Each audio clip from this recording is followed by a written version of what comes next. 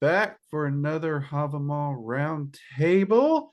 And back from being put down by illness is Squirrel. She is with us. We've missed her the last time or two, maybe. Um, Sorry about missing a week. We all needed a nice little rest and recoup. Of course, Jade is here with us as always. And neither of these two ladies have read the Havamal before. So their reactions and thoughts are going to be spur of the moment, which in the case of Squirrel, that can be a little terrifying at times, but we will see how it goes. However, Jade, congratulations. You got your wish. You're not at the top left tonight. Woo. Am I at the top left? You are at the top left, Squirrel. So tradition dictates that Squirrel will be starting tonight. Now, we did close last week at 140, where we hear Odin begin talking about the spells he learned. And we will be getting into that. And I think this section goes in a bit to those spells. We'll see, but it's going to be a lot of fun. I do want to start, though, because we are coming close to the end of the Havamal, I think. If you all would like to see us do the Volspa or any of the other entries from the Poetic Edis or the Prose Edis, let us know, and we'll take a look at them and see if we can get these two to react to them and see how best to present those. If there's any other things you'd like us to approach here on the roundtable topics, whether metaphysical or books of wisdom like this, again, let us know that so we can keep these roundtables going. All right. Now, Squirrel, we'll let you, just so it flows easy, I'm going to say, if you can, give us 140 and 141. Okay. Alrighty. And I am happy to be back from the vid. I am no longer high on cold medicine, so I can actually read tonight, and I have a voice. So here we go. I will admit, filming you on cold medicine could have been a fun one. We could have got views. We could have also got canceled. Bro. But risk versus reward. They saw me in D&D on cold medicine. I was wrecked. But line 140. I learned 9 spells from the famous son of Bolthorn, the father of Bestla, and I want a drink of that precious mead poured from Othrir. My imagination expanded. I became wise. I grew and I thrived. One word chased another, flowing from my mouth. One deed chased another deed, flowing from my hands. Very good.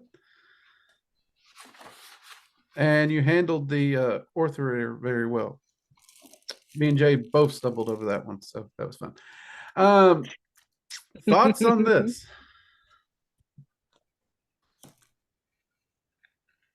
Sounds like he's drinking absinthe, but like that could just be me. I've heard it's supposed to open your mind, but I've never drinking it. Well, from what I'm taking from it, so he learned the 9 spells from from the son of Bolthorn. So from learning those 9 spells, he then became wise. Yep. So he went through a lot of personal growth from learning those 9 spells, essentially, because he became wise, he grew, he thrived. So, I mean, that's what I'm grasping from it. Okay, so like that's coming from the wasn't spells, not the Orthrir, wasn't that the horn that he stole? Yeah, that was the mead of wisdom or poetry one. Yeah. Yeah, and so he was drinking from that horn or whatever that was of wisdom. So drinking from that could have also then caused him to become wise and things to just flow so clearly from him. Yeah. One thing I've heard individuals point out for this one is that last part where one word chased another word flowing from my mouth, one deed chased another deed flowing from my hands. They see this as wisdom is not just a path of knowledge, but a path of life itself. What we say, what we do continues to grow, continues to snowball, continues to add on to what we do, which I'll admit that's not my particular, wasn't my original take. Those aren't my words, but I love that snowball effect to that concept. I really do. So I wanted to share that. All right. So clockwise, I'm up next for stanza 142. You will find runes, runic letters to read, very great runes, very powerful runes, which Odin painted and which the holy gods made and which Odin carved. I'm going to go ahead and take up the next one too. Odin carved for the gods and deigned for the elves, Delvin for the dwarves, and Osvith for the giants. I carved some myself.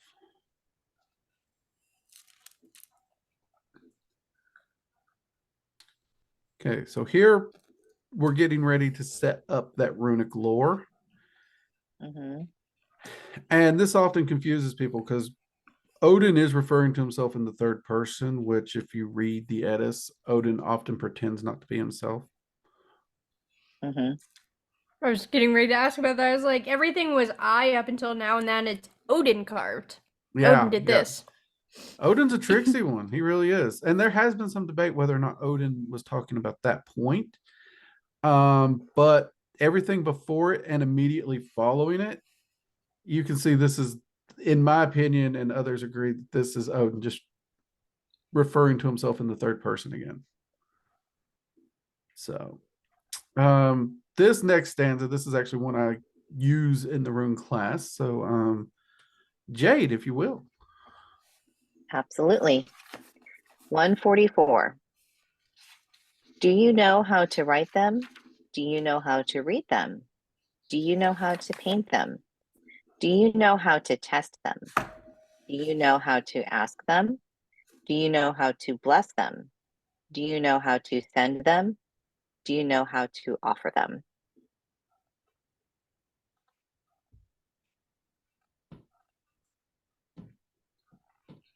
I mean, those are all questions on whether you know how to use the runes inside and out, because you need to know how to write and read them. I mean, that's all basic runic magic, because I mean, you know, painting or modern day, you know, even just drawing it, to, you know, get that as you're altering the rune name as you're chanting it, you know, you need to know how to use the runes in order for them to work properly for you. Yeah. This is, in some ways, it's a checklist for learning the runes. In some ways, it's also a checklist for warnings. Because there is a story, I don't know if it's in the Havamal, we'll see, but where someone creates a rune staff to help heal someone's daughter, the way they actually end up carving it actually makes her sicker.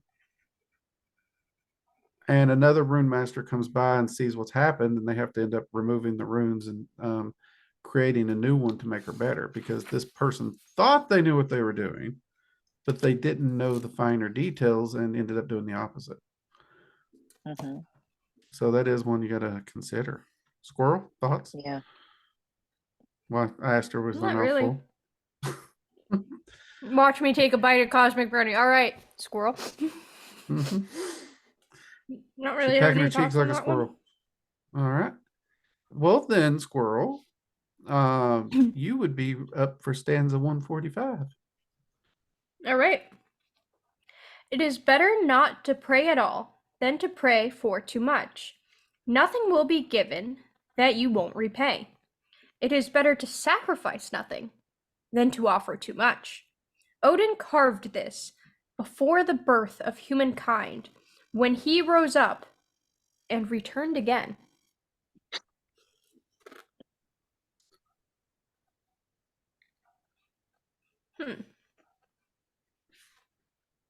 So the first little chunk of that, like the first half of that, is almost like a negotiation.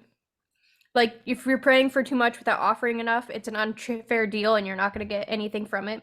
If you offer too much and don't ask for enough, then you might get swindled. That is true. Not sure what the last bit is about, though. It's also a reminder the Norse gods don't fit into the concept of divinity. Do a prayer and we'll do for you. Mm-hmm. The Norse gods are about you doing for yourself. They're about strengthening you. And if they help you, it should be an equal exchange. There will be a repayment somehow, some way. And that is one of those reminders. That's why it's better to sacrifice nothing than too much, because that part comes in where, well, we've seen this a lot. There's a lot of people who give and give and give in the concept of, if I give enough, I'll get blessings, only to find out they have nothing because they gave everything away. So that sort of cautionary tale is in this as well.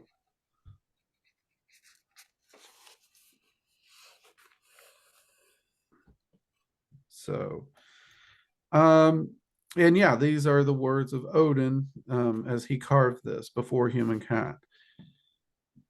So Odin is literally laying out the foundation of working with the divine at this point. That last part. Before I tell you what some people think upon that, what do you all think that means? He rose up and returned again. Is that supposed to be after the Ragnarok? Or maybe he was taking a really long nap? Like, he's like, man, I took all this time to learn these runes and drink this meat. I need to clunk out for a little bit, deal with my hangover. Well, I'll return tomorrow. So there's two views, and both of them kind of relate to what you said, Jade. One is this is talking about the aftermath of Ragnarok when everything is reborn. But by the time of Ragnarok, humans are there. So a lot of people's like, that don't make sense. We're missing a chunk. There is the ideal and thought that before Odin was divine, he was something akin to human and he ascended. And that thought process, a lot of people point to this stanza. Okay. Now, when you look at the creation myth, if we get to the Volspad, that doesn't fully line up too well, but it makes sense too. So it's one of those harder ones. All right. Let's see. Any final thoughts on that stanza? We're getting into some of the more storyboarded wisdom here, so it's going to be interesting. 146, that would be me. I know magic spells that no woman knows, no man either. The first is called help, and it will help you in lawsuits and sadness and all kinds of worries.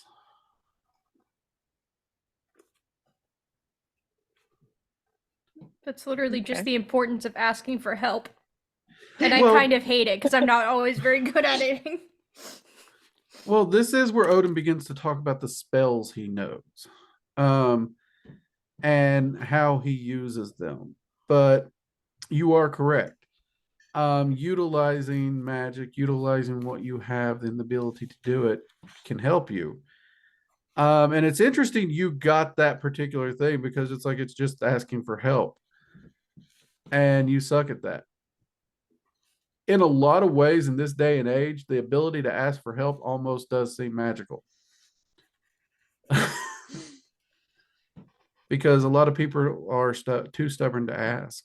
So, and you will notice that it don't specifically say, yeah, prideful. Jade, you want to take the next one? Maybe next. Sure. Yeah. I mean, I might read the next two because the next one's kind of short. Yeah, the next one's pretty short. Go ahead and give us two. Okay. So 147.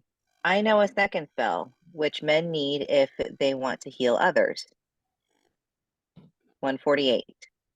I know a third spell. If I have a great need to thwart my enemies, I dull the edges of their weapons, and none of their blades will bite. Okay. Why the hell did he not expand on the how he heals others? I know Healing how to is heal healing. people. Next. He's telling you what he can do. He's not telling you how to do it here. Okay. He's But then he tells you how to giving thwart the enemies. No, he tells you he has the spell. He tells you how it works. He doesn't tell you how to do it. I mean, at this point, it just seems like he's doing like a bullet point of the 9 spells that It's he a learned. boasting. In Norse culture, did you ever see Beowulf? Mm-mm. It's a very common thing to get up and boast and tell about your deeds and your abilities in combat. It wasn't considered arrogant. It was almost like, this is who I am. Know me for what I can do. Your reputation and your deeds were really tied together. This day and age, the concept of you don't have to be able to do this to be a good citizen or good person, that wasn't a Norse concept.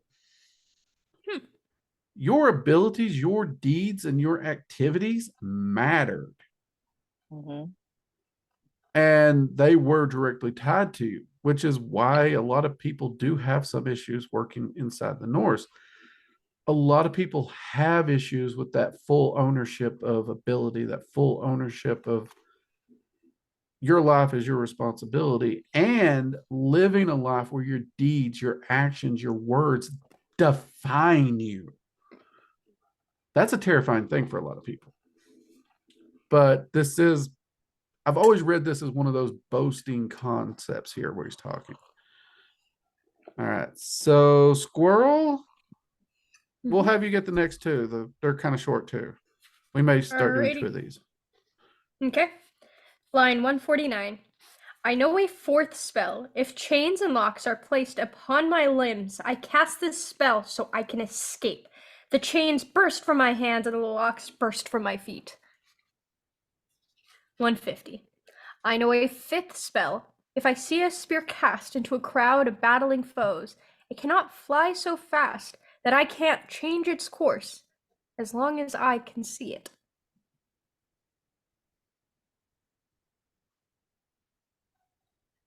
Pretty handy little abilities to have. Yeah, that's a nifty skill right there. Yeah, I mean, the chains one growing up, as many times as my siblings tied me up and stuck me in a closet, I could have used that one. I used to get like those storage totes. My older cousins would lock me in them and then put those in the closet. See, Those are kind of hard to get out of the inside of. And I've had plenty of things flung at me, so you know that spear one would have come in handy too. Might need to talk to Odin about that one. That would be a nifty one to have, considering that I have 2 kids that tend to throw stuff across the room at random times of the day. Oh Lord, you really could use that, yeah. All right, so the next 2 would be on me, I think. Yep. Okay. Ready? Yep. Okay. 151. Also the cap number for the original Pokemon series. I know a 6th spell. If a man carves a curse against me in runes on the root of a tree, I call this spell down upon that man, and his curse harms him instead of me. 152. I know a 7th spell. If I see a great flame consuming a hall full of people, it cannot burn so bright that I cannot save those inside. I know how to cast this spell.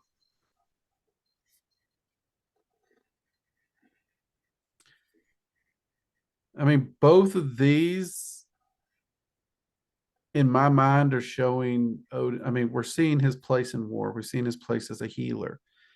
But here we're also seeing him as one you don't want to challenge. Because challenging him, he's not only going to defend himself, everything you do is going to come back to bite you. Yeah. But then we see he dedicates an entire section to saving others.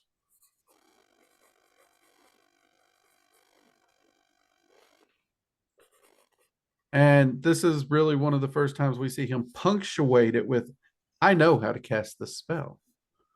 Which means he probably had to actually use this one enough times. Interestingly, I've heard people debate it because Odin, he will wrench you from death as his role as a god of death. And so he has saved people over and over and over through the years.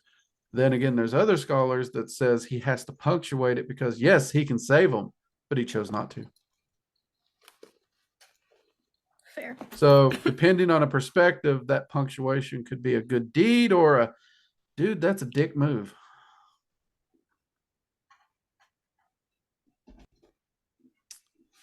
So Fair. All right. Sorry, my cat just like yanked out my headphones cord. So 1 second. that's cheating. She screwed the Bro. order up. There we go. Well, Squirrel, you're still Oh my next. goodness. All right. Well, I mean, I see- could still read. I just wasn't able to see I or know. hear very well. Wait, I was 'Cause after you, Jade's Drake. no, but yeah, you're in the top left now. Her camera switched the order. Oh my Sorry. gosh. So, Jade, you next? Nope. Yeah, I'm next. Oh no, you're. Jade. Welcome back to the Tad's being round a table. brat. No, we're going a circle. We're not doing figure eights. We're doing circles. That's why it's a round table. So you change But we seating kept order. the same order this entire time. The cat sabotaged you. You can blame the cat. Pixie, you're a brat. In other words, I would say I'm just not going to get our channel in trouble. Pixie knows this spell. Pixie knows this film. All right, fine. I'm sorry, Jade. I know an 8th spell. It would be useful for anyone to learn it. When hate arises between two people, I can cool their tempers. And do you still want me to take the next one? Yeah, go ahead. 154. I know a 9th spell. If the need arises for me to save a ship upon the sea, I can calm the wind upon the waves and soothe the sea to sleep. So one's mediation of people and the other's mediation of oceans? Well, yeah. And some people actually would think a storm and waves was actually the temper of the sea. So in a lot of ways, he's saying he can cool the tempers of people and he can cool the temper of nature itself. Which again, pretty big boast. Yeah. And any thoughts on that? Before we get to 155, which would put us in the top left corner at Jade. No real comments. I mean, these are pretty Yeah, big this claims is that the Odin's making. yeah. I mean, these are the actual only workings of magic we see in the Edis, directly spelled out. Mhm. As you can see, we're not even seeing how to do it. Yeah. And some people think these spells are the runes themselves, and then that's debated whether they are or not. Because so far, part of me he's is like- called these spells, but he's always called the runes runes. So Yeah. there's that debate, and we may never know. I'm part of me, like, I could see Odin just like standing on a soapbox being like, I know these spells, I'm gonna lay them out one by one for you. I could too. Legit. Yeah. All right, Jade, you're up. 155. I know a 10th spell. If I see witches at play in the air, I can cast a spell so they get lost. So they can't find their skins, so they can't find their minds. Ooh. What? Okay, so this one might need a bit of a discussion. Thoughts other than what the Also, what? I had to read 2, so Jade should have to read 2. I'm just saying. I mean, I can read on to the next one, then we can break down the first one. Yes, please. Okay. All right, 156. I know an 11th spell. If I lead old friends into battle, I enchant their shields so that they will have the victory. They will go to battle unharmed and return from battle unharmed. They will come home without harm. All right. So for him talking about witches, what be that? Yeah, what the hell is with the? Oh yeah, they won't ever find their skins again. What is happening here? So there is different mythology surrounding sorcery and the use of magic and how it's used. A lot of people actually think this is actually talking about seed workers. So when it says they are out of their skins, they're out of their bodies. Seed working is heavily trance and journey work based. Seed working is also one of the magic that is most commonly used for curses and altering fates and even baneful magic. Seed workers really did have a reputation for that. Because they did deal heavily within the web of the weird and altering fate. Now, this day and age, of course, we see seed working as a positive magic because if you can alter the web in those slight ways to improve your life, that makes sense. Back then, people were a little bit more willing to shank you, and people were also a little bit more superstitious. So if you did see a seed worker and you saw them out and about flying around attempting to alter your path, by and large, if you hadn't requested it, you're going to assume they might be up to no good. Which there's a lot of people who'd argue this day and age, if you had the ability to see a individual who was journeying and altering your fate, you might be more suspicious than, oh, well, that's nice.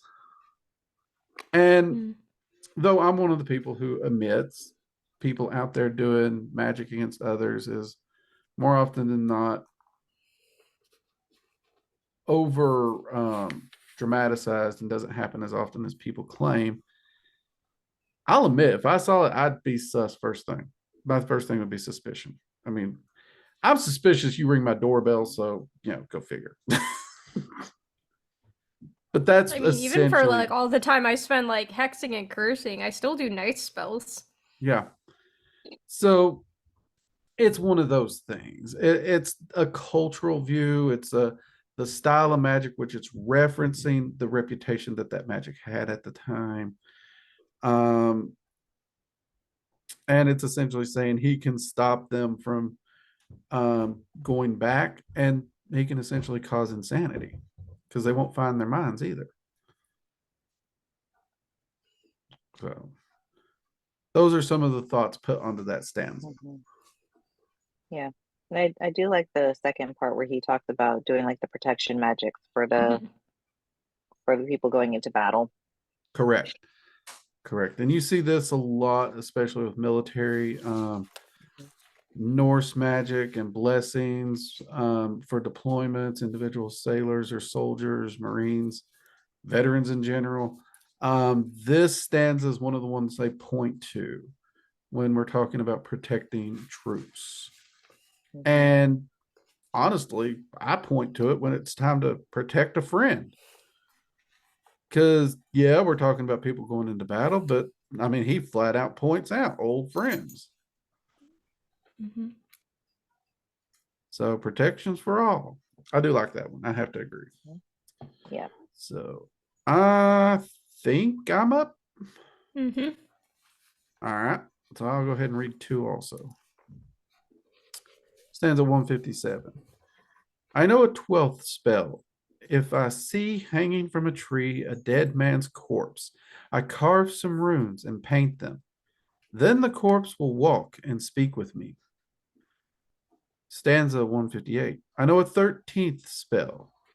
If I sprinkle water upon a newborn boy, he will never be killed, even if he goes into battle. That man will not die from violence.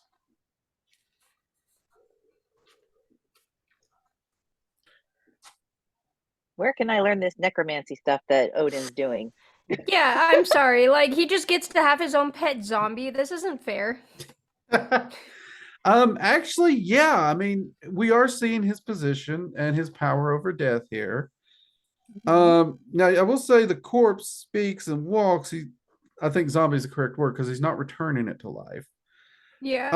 He didn't say he's making it alive again. Right, but he also does say that he can protect one from a violent death, which is pretty cool. Yeah. So you are seeing these aspects of Odin.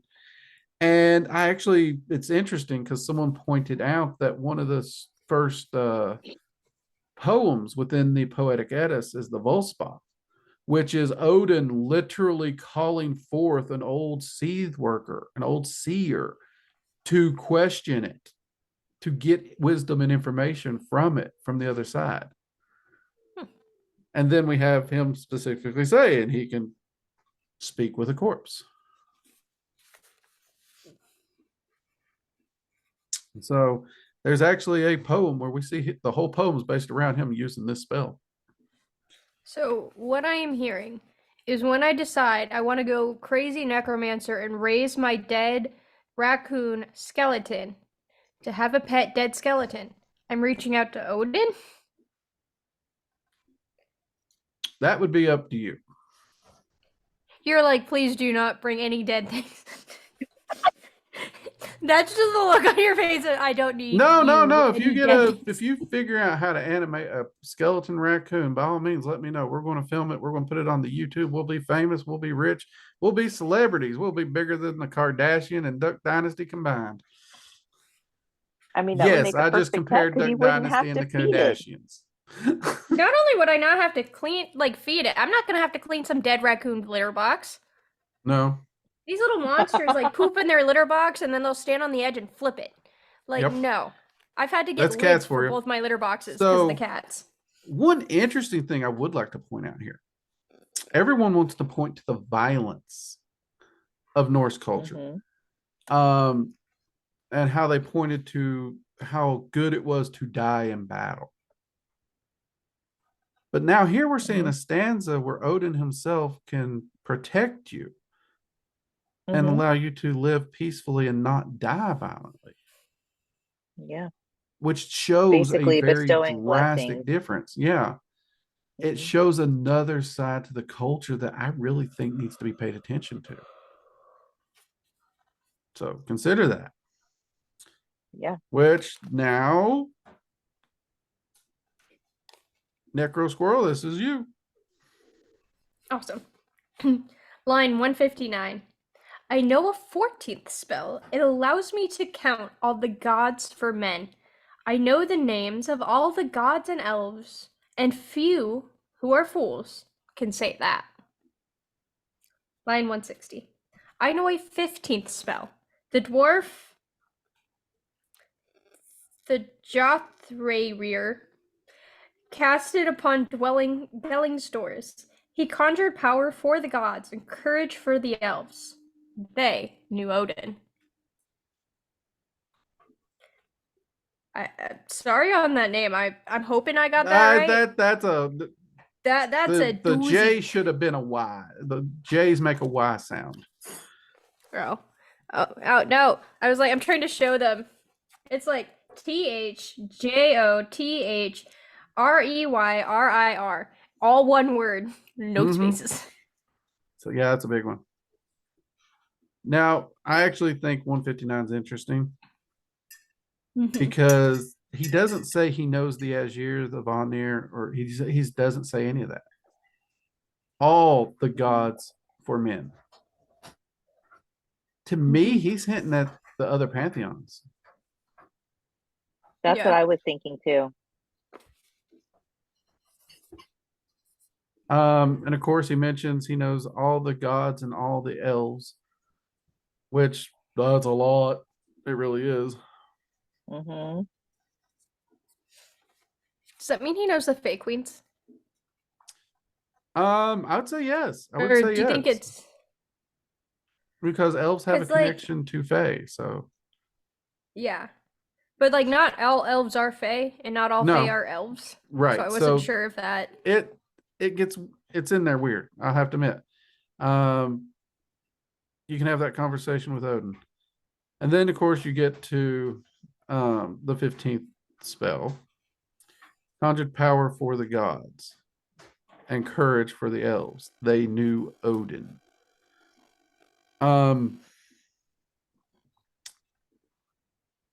It's almost, this one's been interesting. I've heard a lot of discussions go around about this one.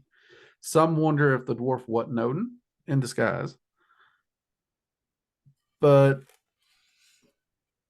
a lot of people point out that the dwarf used courage and power, and Odin helped with this. That courage and that power, the source was Odin. Or that courage and that power is what allowed them to approach Odin. I don't know. I've heard so many people go so many directions with this one. I'll be honest, that's one I still don't fully get. This one just boggles me. Anything y'all want to add on that? Nope. No. All right then. Jade, you got the next one then. All righty. 161. I know a 16th spell. If I want to win over a cunning woman and have her all to myself, I can change the mind of that lovely armed beauty and win her favor for myself. Number 162. I know a 17th spell. To prevent a beautiful woman from shunning me, Lord Fafnir, all these spells would be useful to you in your life. They would profit you if you learned them. You'd do good if you remembered them. They'd suit your needs if you could use them.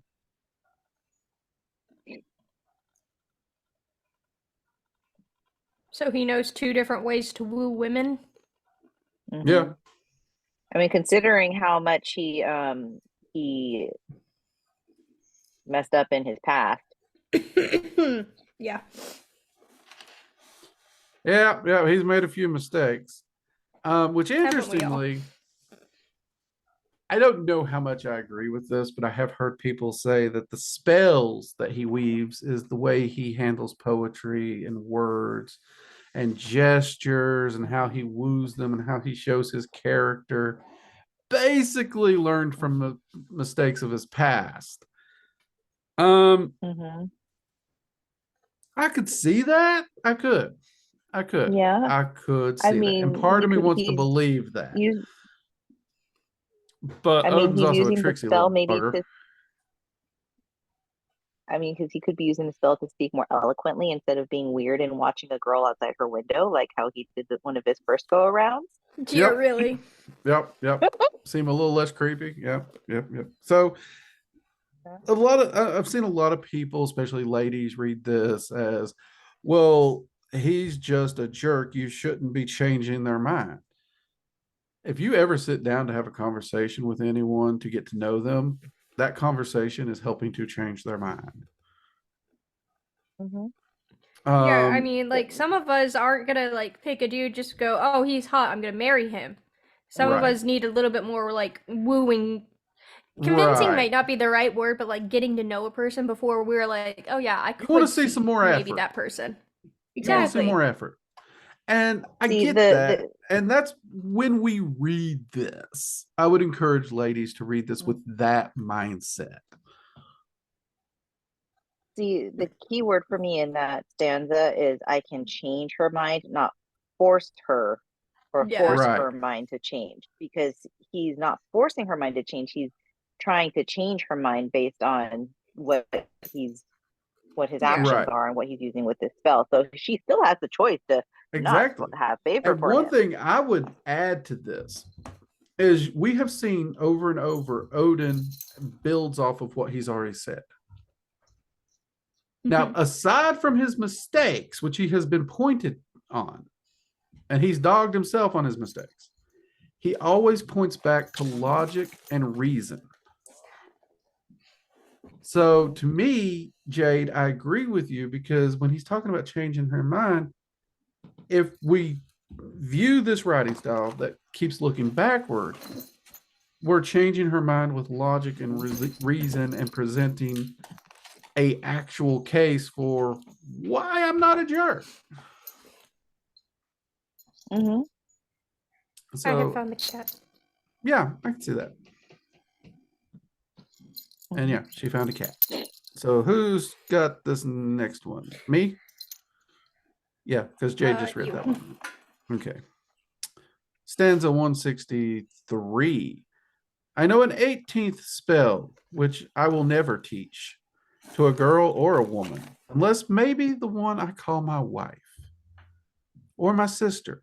It is much better that one alone should know the spell, which is the last of the spells. I personally love this one.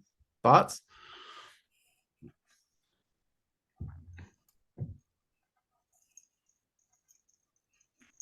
Maybe it's a spell about secrets. Stumped them. Well, what the actual spell is clearly not really covered too much. The thing people point to most, though, is he will never teach this spell, but he only gives two possible exceptions. One, to the one person he would truly call his wife, because we don't see him use that term a lot. We find partner, we find companion. We don't see him using this word a lot. So this is someone important, very important to them. Or my sister. Now, as someone who has sisters, I'm very protective of them. I get that. But my sisters are a pain in my rear. So, but Because you're the youngest. The one person in all my life that I can truly be 100% unfiltered with and knows my deepest, darkest secrets. They know my soul. They know my being, is my wife.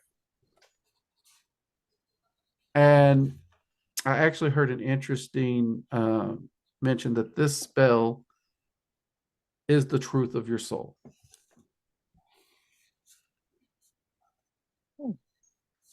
It's a poetic reach, but we are reading a poetic text. Yeah. So outside poetic, is there a lot of basis here? Maybe not. But I really like that concept because a lot of people may go their whole life and never know that depth of trust. But then why would he specifically say wife or sister and not brother, not child? Are they Children also can be a not allowed to? disappointment, as he has pointed out already in the Havamal. This is true. You cannot bet on children to grow and be what you would want. They will take their own path. And this But again brother or shows, close friend? this again shows how much value Odin places on women.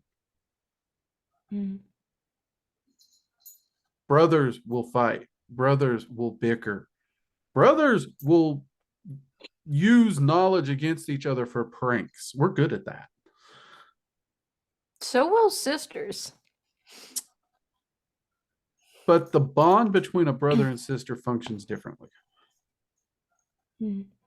When you have that, it's not always, but when you have that sister that you're really close to, I've seen this in other people because my sisters, I mean, it's weird because no matter what I do, my sisters will always be like, "You're still my brother. I love you." Would I trust them with secrets? That's a little sketch. But so I get the bond there. But those people who have that deep connection with that brother-sister bond, they can tell them any secret. They can be absolutely candid, no judgment, 100%. They will take it to their grave. It's an amazing bond between two siblings. We don't see it as much this day and age, I'll agree, but it's still there. But it does show the value Maybe it's of because I don't have a loyalty. brother. Could be. It shows that value of loyalty that Odin places on good quality woman. And I have to say it that way. Ladies, don't come at me. Don't come at me for saying it that way, because Odin has shown there's a difference between quality men and quality women and trash men and trash women. He's been very blunt on both sides here. So don't come at me. So when a lady reads this, I would flip the script. If you can find that quality husband, that guy to truly trust your soul to, That honestly, to this day, that's the best thing I ever found.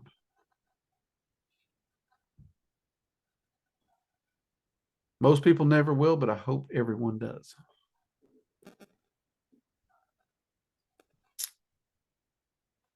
Does that make sense? Mhm. All right.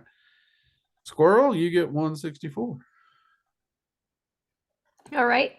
And I do, Which I do believe this is the last line I of the think Havamal, this actually. is the last line of the Havamal, ladies.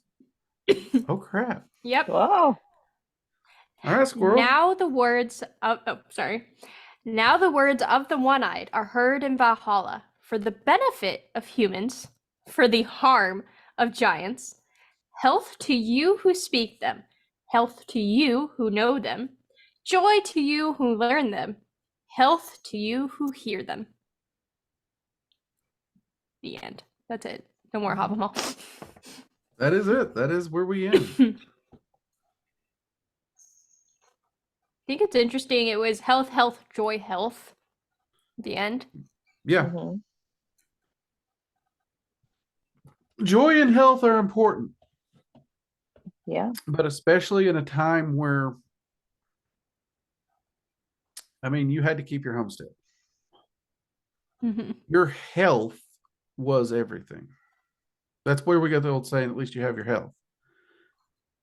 We don't have the saying, at least you have your joy, because hard work, success, accountability, the things that they valued, if you had health, you could do these, which would bring joy. Mm-hmm. But the Norse were very clear, in my opinion, on the fact that when you got to the point you didn't feel you could do for yourself, that's when you lost your joy. Mm-hmm. And I'll be honest, I've seen this my whole life, because this day and age we have the concept of work, work, work, work, retire, and do nothing. And everyone who retires and does nothing, I see them just decline, like the stock Absolutely. market in 2020, just because they have nothing. They're not achieving anything. They're not doing anything. But and I honestly thought these people were crazy when I was younger. Totally candid.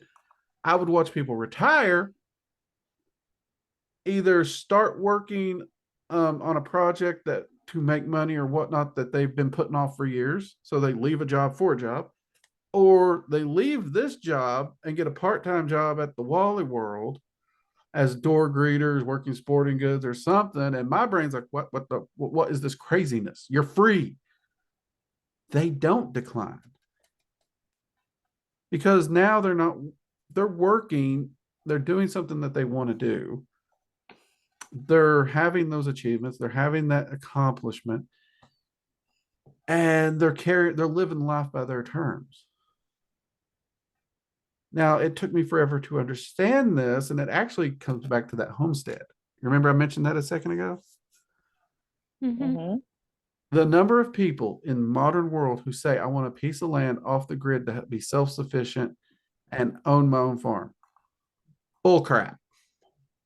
98% of the people who make this statement do not want that, because they I just think want a a lot of little hard garden. work. I don't need a whole entire farm. I just need a little garden I can tend. because they think that, you work a couple of hours out in the yard, you come in, you relax, whatever. No, before sun up, you hit the farm, and you don't stop until sundown. It's work the whole time, and it's hard work. And they're not thinking about this.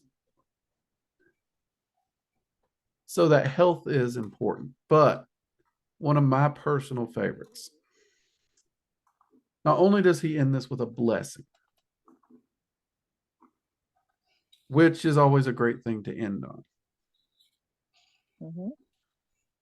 but he also ends it talking about a spell that is the trusting of the soul with another, poetically speaking. He ends it with talking about the truest and purest trust with you and another human being. That for me has always been pretty fucking cool, or freaking cool. Sorry. You're an adult. You're allowed to say the naughty words. I'll allow it. I'm more worried about what YouTube's going to do. I had to try. Yeah, I get that. Which for me, I've always found that really cool. Because we see Odin going through a lot through the story, ups and downs and backs and forths. Definitely some downs. And yet he still ends with the concept of trusting another. Yeah. And if you think about it, we start with hospitality. The Havamal opens with the first stanzas about hospitality to others, and we end with blessings to others. Mm-hmm. You arrive, you bless your host, you allow a person to enter, you bless your guest, and those blessings carry the whole time through till you part.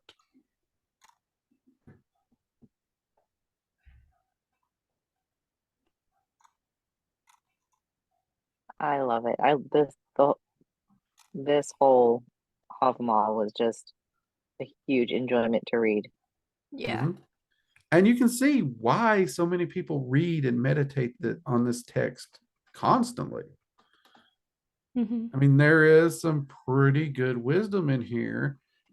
And as you ladies saw, there's a few passages in there where you're just like, wait, what did you say? Mm-hmm. Mm-hmm. Like the skins. Mm-hmm. Yeah. Just like, I'm sorry, you did what now? Uh-huh. First of all, that's a pretty swanky skill to learn. Just like, I don't like you. Lose your fucking skin. Or, sorry, freaking skin. Now I'm you. Like father, like daughter.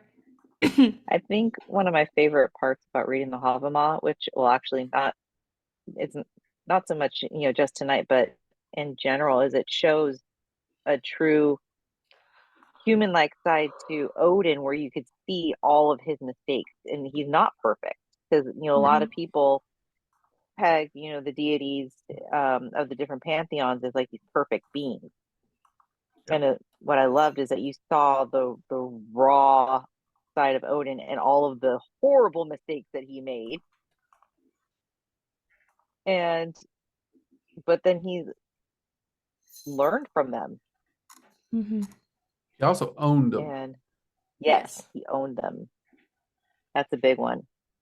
Mm-hmm. That's one a lot of people have trouble with. Did you do this? Oh no, that wasn't me. Not me.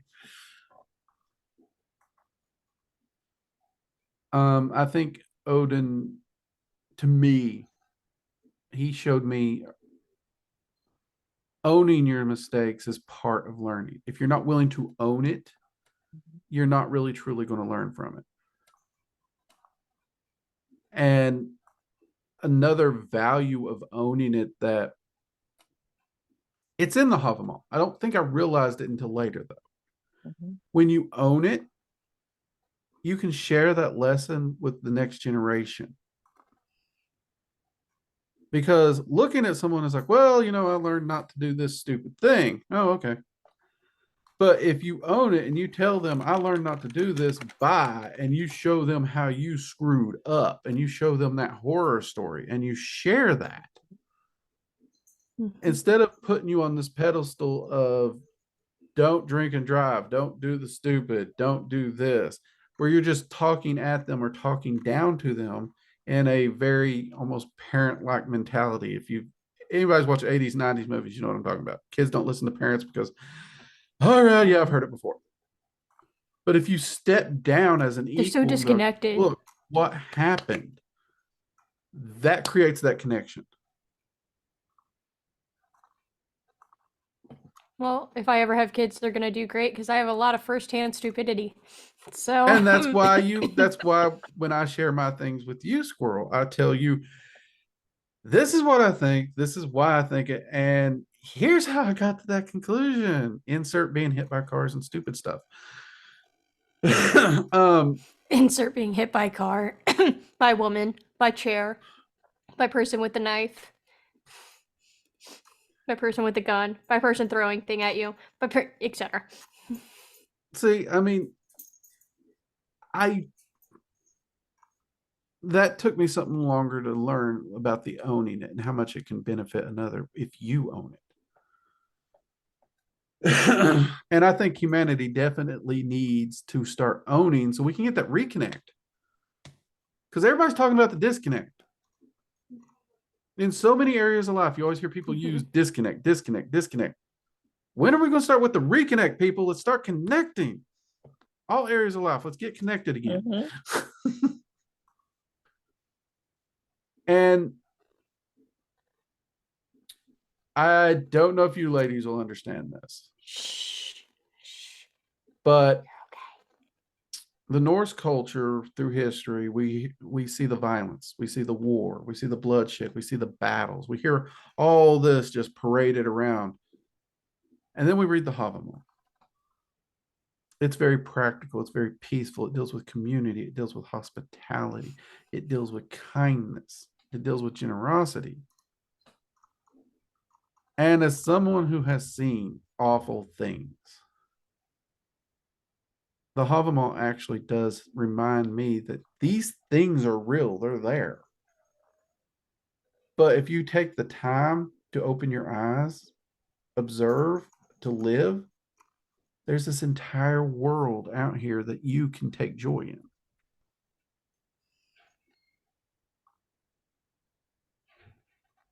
But you got to be willing to do the work.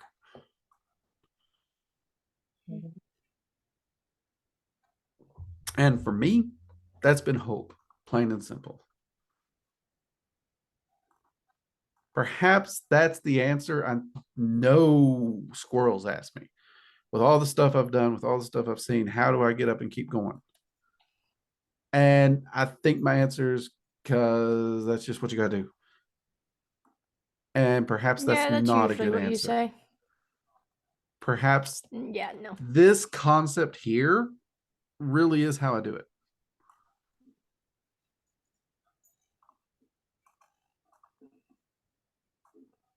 Don't go crying on me, Jade. You look like you're about to cry. Don't go.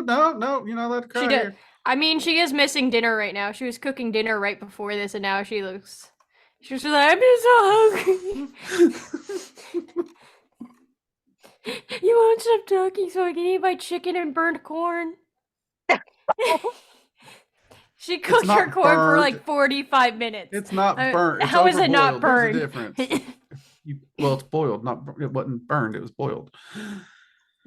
It's the life of a distracted mom. I forget I'm boiling corn for 25, 30 minutes. We still love it. Maybe all right, longer. Ladies, before we wrap up though, so Jade can go eat. Do you all have any final thoughts on the Havamal? I liked it. Yeah, it was an amazing read.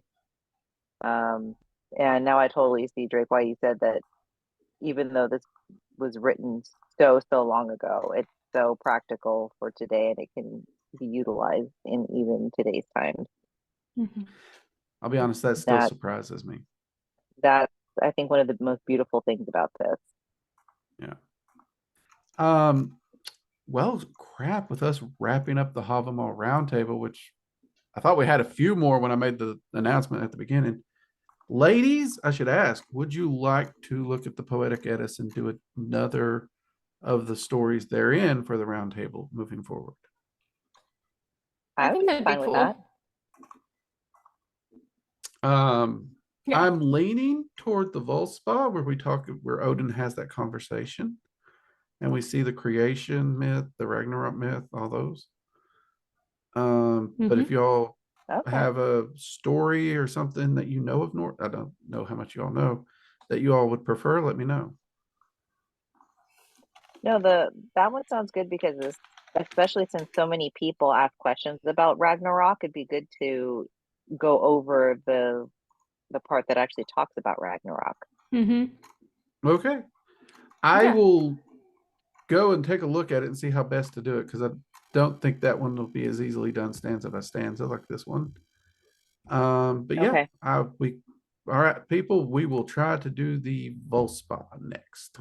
So stay tuned for that. Woohoo! Hopefully, we'll have another cryptid or paranormal roundtable soon. I know everybody's been enjoying those.